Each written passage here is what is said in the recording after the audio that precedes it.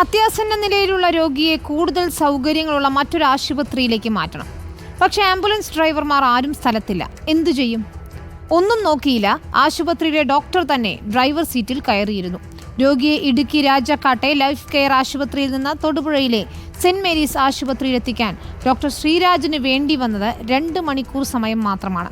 കൃത്യസമയത്ത് എത്തിക്കാനായതിനാൽ രോഗി രക്ഷപ്പെട്ടു. ജീവൻ രക്ഷിക്കാൻ സ്റ്റെതസ്കോപ്പല്ല, സ്റ്റിയറിംഗ് പിടിക്കാനും തയ്യാറാകുമെന്ന് ഈ ഡോക്ടർ പറയും.